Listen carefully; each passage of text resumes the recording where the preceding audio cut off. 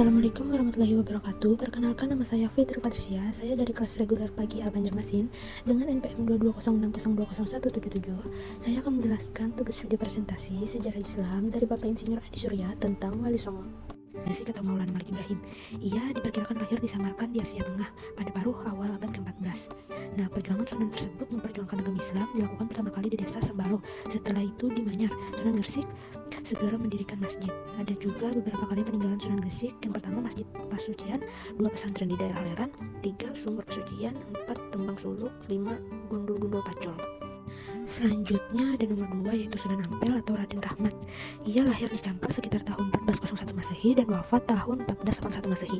Ia dilahirkan dari keluarga bangsawan.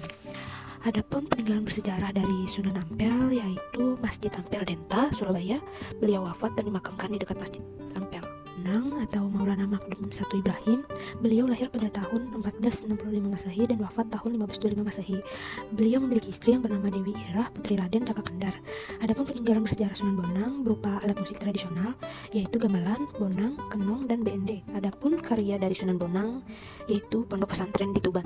Selanjutnya ada nomor 4 yaitu Sunan Derajat atau Raden Kasim. Beliau lahir pada tahun 1470 Masehi dan wafat pada tahun 1522 Masehi. Beliau merupakan putra bungsu dari Sunan Ampel dan Dewi Candrawati. Adapun peninggalan dari Sunan Derajat yaitu hasil kesenian berupa tembang pangkul, gamelan sengkongko.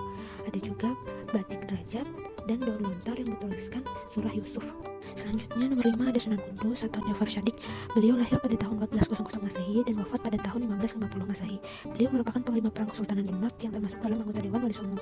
Adapun karya dan peninggalan Sunan Kudus berupa pondok pesantren Al-Saniyah di desa Pedawang, menara Masjid Kudus, dan pintu gerbang Candi Bentar.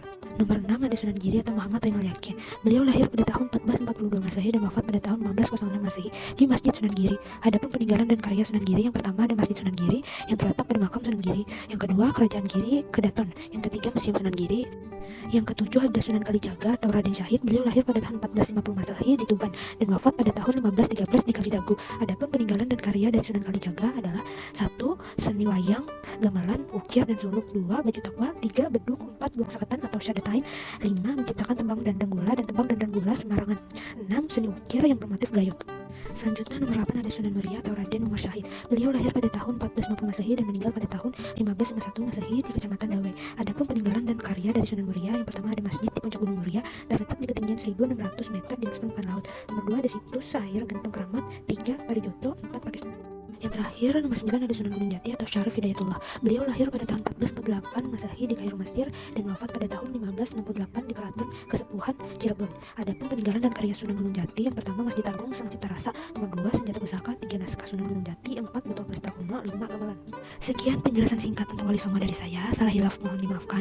Wassalamualaikum warahmatullahi wabarakatuh. See you in the next video guys. Bye.